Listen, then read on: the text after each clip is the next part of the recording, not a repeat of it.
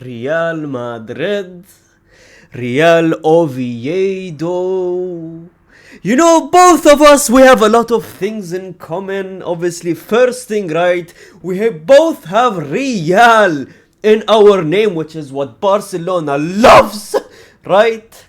Second of all, we both have a crown. Yes, ladies and gentlemen, we both have a crown in our logos. Very similar logos, actually. And third thing, ladies and gentlemen, we're both victims. We're both victims of an evil institution called Barcelona FC. We're both victims of not only a comeback happening on us, but ladies and gentlemen, we're also victims of them destroying us in a football game. I have had enough of this team. I have had enough of always celebrating too early, because I never ever learn from my mistakes. This is getting an issue now. They were losing 1-0 for the first time in my life. I've not only seen Joan Garcia having a stinker of a performance, but ladies and gentlemen, they were losing by 1-0 against Real Oviedo in the Real Oviedo stadium. I heard the crowd in the Real Oviedo, they were hyped. I was getting hyped. I even printed this, putting this here, supporting our brothers, right? I called them my brothers, but the brothers of victim by the looks of it. Ladies and gentlemen, what happens at the end of the game? They win by 3-1.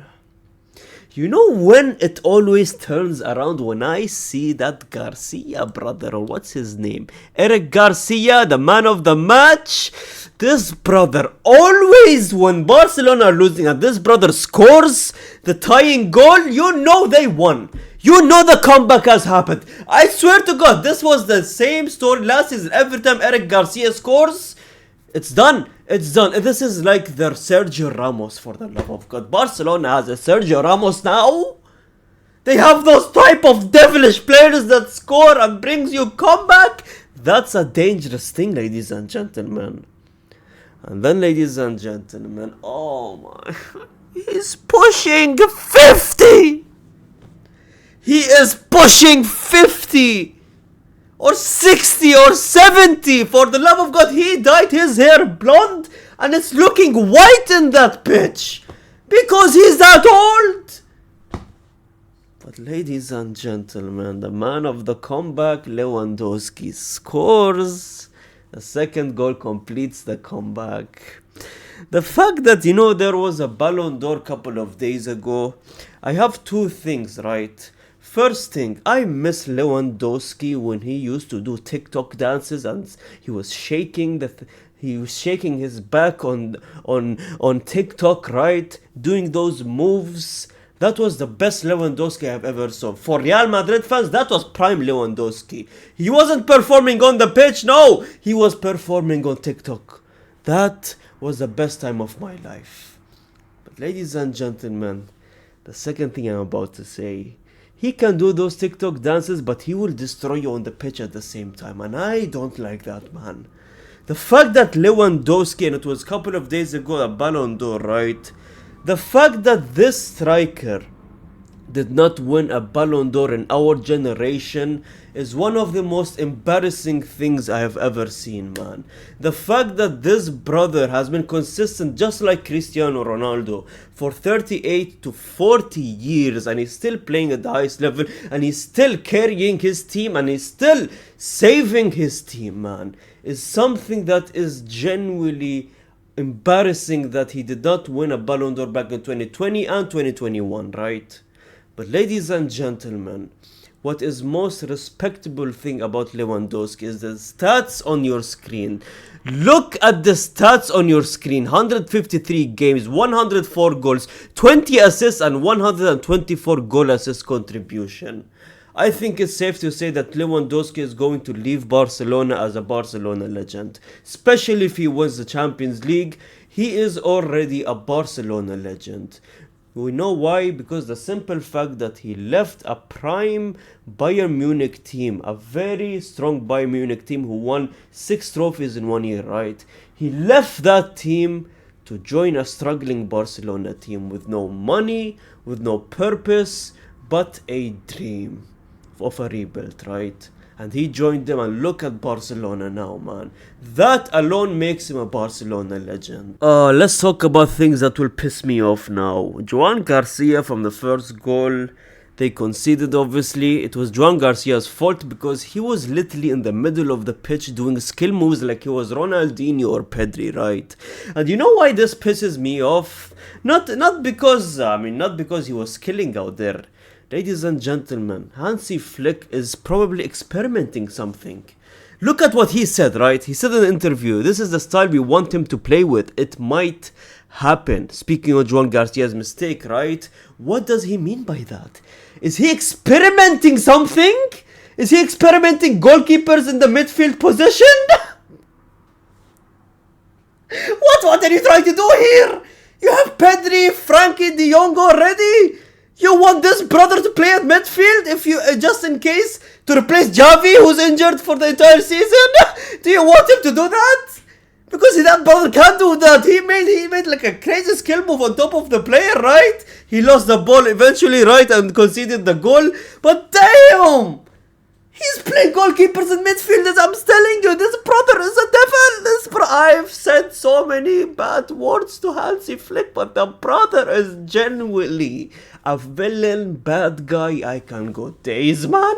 Then you see Araujo scoring the third goal. I'm like, brother, what is this? Last game I talked about how many different goal scorers score for Barcelona, right? And Araujo joined that list. I swear to God, it's a charity. If you're a struggling player in football and you're watching this, join Barcelona, brother.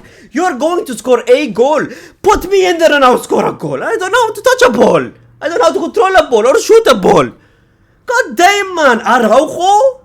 And the assist came from Marcus Rashford. Marcus Rashford, I swear to God, first before he joined Barcelona, I always laughed and said, I pretended that I was angry, right? I pretended and said, oh, no, they have Rashford. But deep down, I was like, Rashford, come on now. Rashford is so old news. I mean, I'm a United fan. I watch him. He's not that good.